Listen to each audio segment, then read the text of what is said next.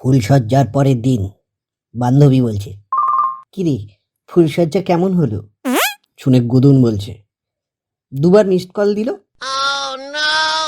তারপর কল ঢুকলো, কথা ভালোভাবে হতে না হতেই রিচার্জ শেষ। পাত্র ইডি অফিসার, পাত্রী না করে দিল।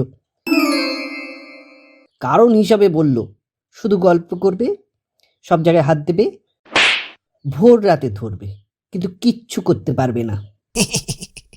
পৃথিবীর অর্ধেক ছেলের পেট খারাপের কারণ নন ব্র্যান্ডেড লিপস্টিক।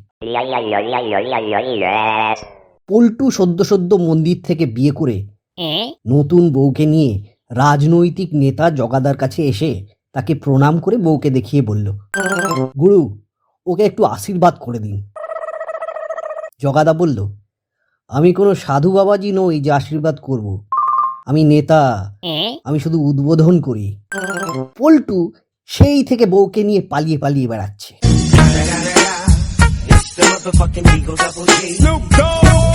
বছর 3 আগে বঙ্কুবাবুর বাড়িতে পাড়ার কেউ একজন কার্তিক ফেলে গেছিল।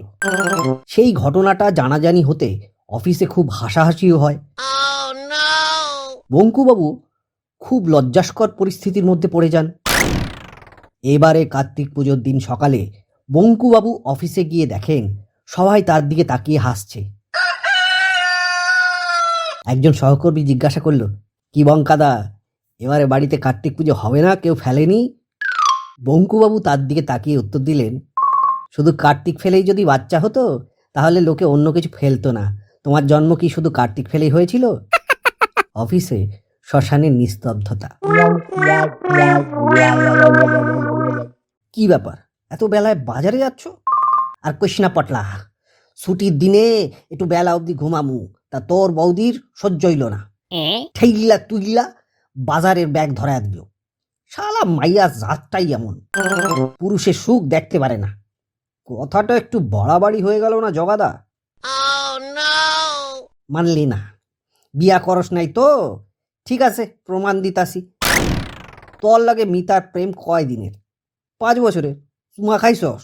কি ওই চুমা খাইছস মিতারে কোনো দিন? দূর, তুই না। লজ্জা পাইস না, সত্যি ক, খাইছস?